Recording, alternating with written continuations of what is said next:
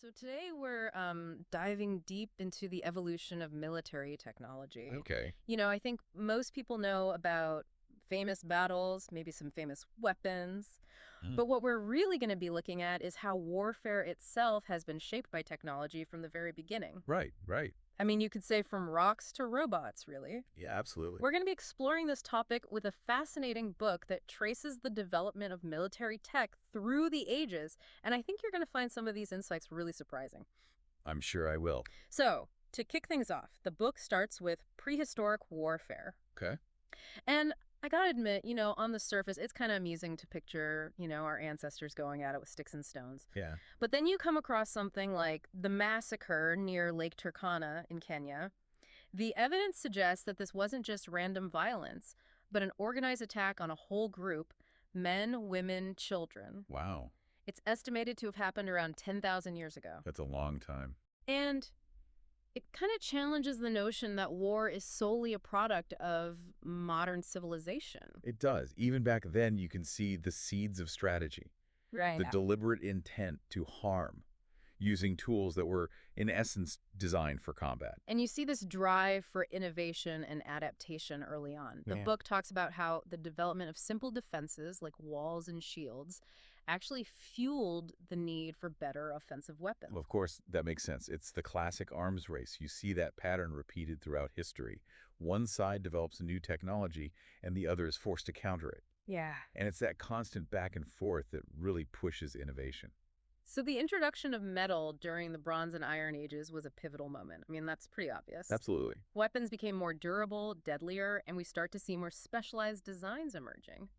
The book mentions mace heads being cast in copper. Imagine the sheer terror of facing an enemy wielding a bronze weapon for the first time. It must have been terrifying. It wasn't just weapons either. Armor also evolved dramatically with the advent of metalworking. Chainmail, for instance, was a huge step forward in protecting warriors from those increasingly deadly weapons. Yeah, and it's interesting to think about how those early metalworkers were essentially shaping the future of warfare, even if they didn't realize it at the time. For sure. But I think the real revolution, as the book points out, came with the domestication of horses. Ah, yes, horses. Before horses, battles were mostly fought on foot, right? Mhm. It limited mobility and your strategic options. But with horses, the battlefield suddenly expanded. You have chariots thundering across the terrain, Right. shock cavalry capable of flanking maneuvers and lightning fast strikes. Speed and mobility. Exactly. Those became the deciding factors in many battles. And the book details how this shift towards mounted warfare led to a whole other set of military innovations. The stirrup, for instance. A stirrup? Yeah, it seems simple, right? Yeah, I guess. But it provided stability and allowed riders to deliver much more powerful blows. I never thought of it that way. It's one of those things we take for granted. Right, right. But it fundamentally changed the way cavalry operated, and they became a dominant force on the battlefield for centuries. I guess so. It wasn't just about offense either. This emphasis on speed and maneuverability also influenced defensive strategies. Castles. Yeah. Castles became absolutely crucial. Well, they weren't just brute fortifications. Right. They were sophisticated defensive structures that evolved over time. Yeah. You started with those simple Mott and Bailey designs, Right. but they eventually developed into these sprawling fortresses, Right. concentric walls, moats, murder holes, all designed to repel attackers. It's really incredible when you look at the ingenuity of medieval military engineering, especially when it comes to siege warfare. You've got trebuchets hurling these massive stones over walls, Yeah. battering rams trying to, smash through gates, miners digging tunnels to undermine the foundations. It's a great illustration of how every offensive advancement spurred a defensive countermeasure. Yeah, And that dynamic, that arms race, it's as relevant today as it was back then. absolutely. And speaking of game-changing innovations, we have to talk about gunpowder. Gunpowder. It completely revolutionized warfare. Suddenly, you have the ability to inflict significant damage from a distance. The book traces the development of early firearms from those, inaccurate, almost unwieldy first models to the development of matchlock muskets. Yeah, even those early guns, inaccurate as they were Must have been terrifying to face. So, yeah. Think about the psychological impact of facing an enemy who could, kill or injure you from afar. Right. It really changed the whole nature of combat. Totally. And the book explains how this very inaccuracy actually drove innovation.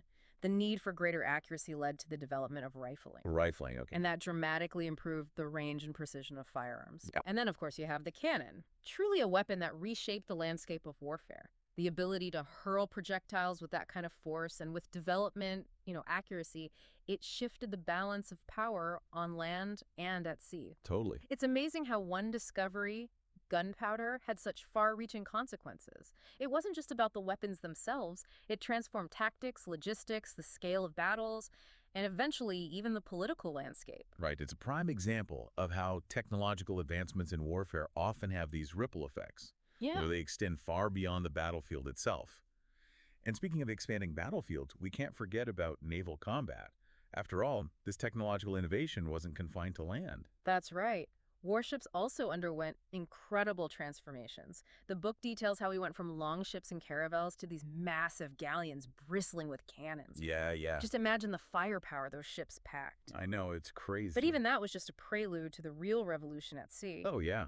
What's that? The introduction of steam power and ironclads.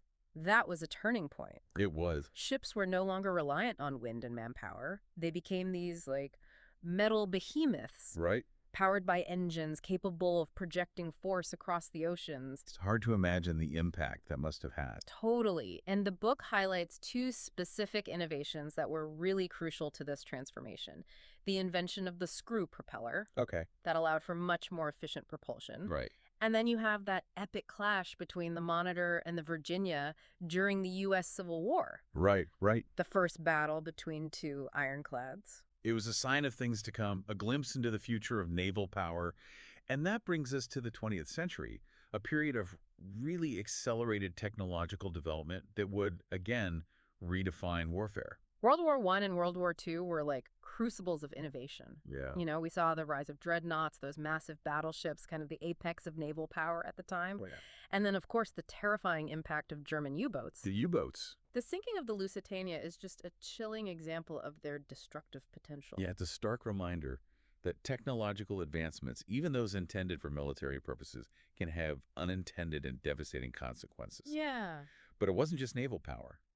World War I also saw the introduction of tanks, a technology that would completely transform land warfare. Right. From those early, somewhat clunky armored cars to the blitzkrieg tactics of World War II, tanks brought this new dimension of speed, mobility, firepower to the battlefield. It's interesting, that need for speed and mobility, something we saw with the introduction of horses centuries earlier.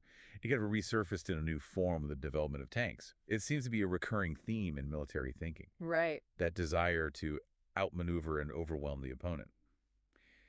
And speaking of new dimensions of warfare, we can't forget about the impact of aircraft. Of course, the development of aircraft, from reconnaissance planes to dive bombers and fighter jets, transformed the battlefield into a three-dimensional space.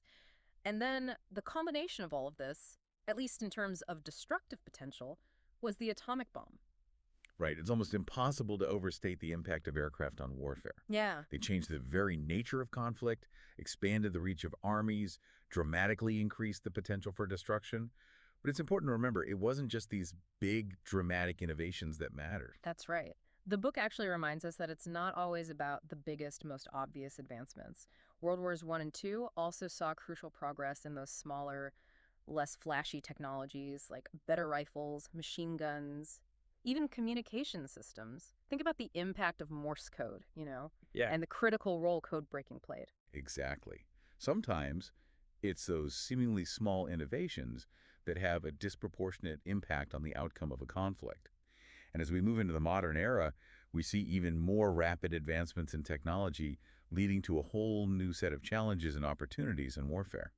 Absolutely. And speaking of the modern era, I think it's time we explore what the book has to say about the incredible technologies shaping today's battlefields. Yeah. Buckle up, because things are about to get really interesting. Sounds good. Yeah. So when we picture modern warfare, we often think about all the, the impressive hardware, fighter jets, tanks, advanced weaponry. Right. But the book actually highlights this really critical aspect that often gets overshadowed: And that is? intelligence gathering. Ah, In today's world, battles are fought on a global scale, right. and knowing your enemy's actions, their intentions, it's, well, more critical than ever. It's like the old saying, knowledge is power. But I guess in this case, knowledge could be the difference between, like, victory and defeat, Absolutely. or even war and peace. Exactly. The book mentions examples like spy planes, satellites, AWACS systems. Like, those can track aircraft from incredible distances. Precisely. These technologies provide an unprecedented level of surveillance and reconnaissance. Um, the book specifically talks about the U-2 spy plane Yeah. and its role in detecting Soviet missiles in Cuba back in 1962, Oh, wow. triggered the Cuban Missile Crisis. Right. That event really underscored just how crucial these intelligence gathering tools became, especially during the Cold War, Right. a time when the stakes were incredibly high. It's fascinating and honestly a little bit terrifying to think about those pilots flying at those extreme altitudes, Yeah. risking their lives to gather information that could, like, potentially prevent a global conflict. And those risks, they haven't gone away. Right. Even today, with, the advancements in satellite technology, Mm-hmm. there are still pilots, intelligence operatives, putting themselves in harm's way to gather crucial information. We've gone from grainy photographs taken from, high-altitude planes to satellites that can capture images in incredible detail, Wow.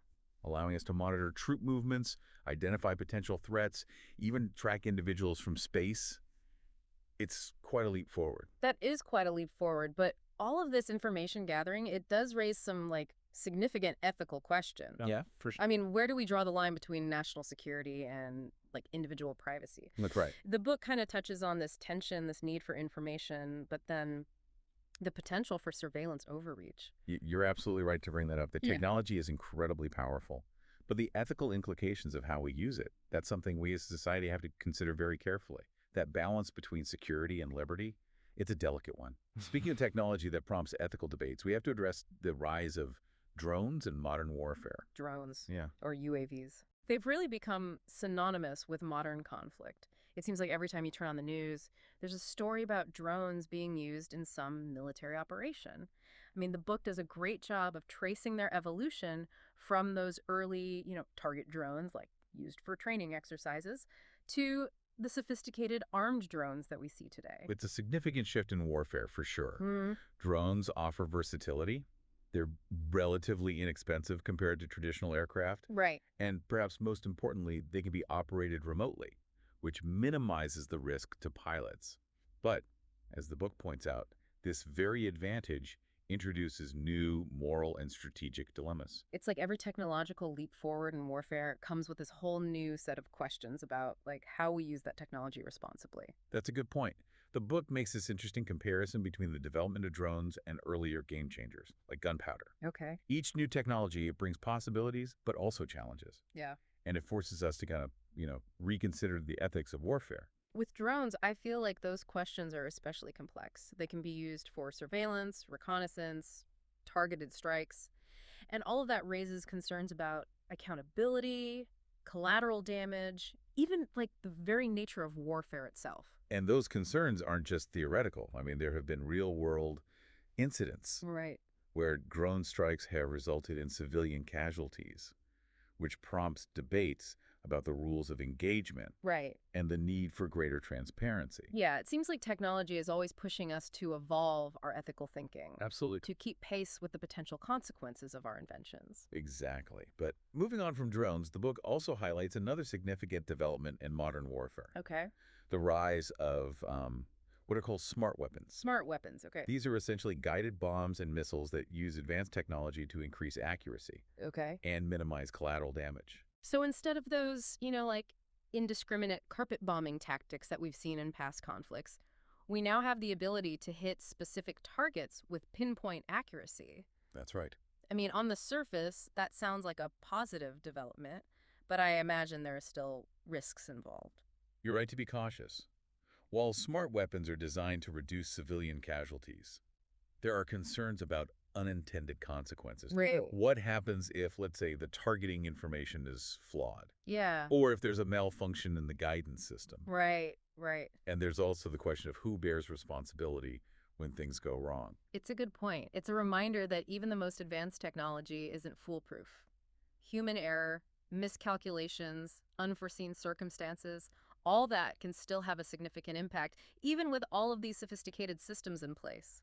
And speaking of technology with the potential for unforeseen consequences, the book also delves into the rising significance of cyber warfare. Ah, yes, cyber warfare. It's a completely different dimension of conflict, isn't it? It is. One that's constantly evolving, Yes. and it doesn't adhere to traditional geographic boundaries. Right. It's a space where hackers and cyber warriors can disrupt communication networks, steal sensitive information, even sabotage critical infrastructure. It's a little unnerving to think about how vulnerable we are in this digital age. A well-coordinated cyber attack could cripple a nation's infrastructure, Yeah. disrupt essential services, Right. cause chaos, potentially even loss of life. And that's what makes cyber warfare so challenging. It really blurs the lines between civilian and military targets. Right, And the attribution of attacks can be very difficult to determine. right. It's a domain where the rules of engagement are still being defined. Yeah. And the potential consequences are, well, they're far-reaching. It's definitely a lot to consider, but on a more tangible level, the book also discusses how technology has revolutionized the way individual soldiers are equipped. And we're not just talking about weapons, we're Right. talking about protective gear, even enhancements. Absolutely. Yeah. Today's soldiers are equipped with high-tech helmets that have, like, built-in communication systems and digital displays, body armor made from lightweight, bulletproof materials, Yeah. and even robotic prosthetics for those who have lost limbs. It's remarkable. It really is a remarkable convergence of technology and human capability. It's almost like those futuristic soldiers you see in, like, science fiction movies. They're becoming a reality. But all of this makes me wonder, with all of these advancements, all this incredible technology, what does it mean for the future of warfare? That's the million-dollar question, isn't it? I guess so. And honestly, there's no easy answer. What's clear is that technology will continue to play a defining role in shaping the conflicts of the future. But how exactly that will unfold, that's difficult to predict. It seems like the pace of innovation is only accelerating. I mean, we're seeing rapid advancements in artificial intelligence, robotics, biotechnology. It feels inevitable that these technologies will find their way onto the battlefield. Yeah. It's exciting and a little bit frightening at the same time. I think that's an appropriate response. Yeah. We have to approach these advancements with a sense of both wonder and caution.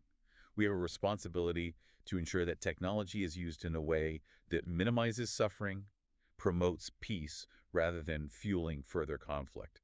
It's a challenge we all need to engage with. It's really incredible to think about how far we've come, It is. from our ancestors using like basic tools to the sophisticated technologies that are shaping modern warfare. Right. It's been a real eye-opener going through this book Yeah. and just seeing how military technology has like constantly evolved, driven by this interplay between, offense and defense. It's not just about the advancements themselves either. Right.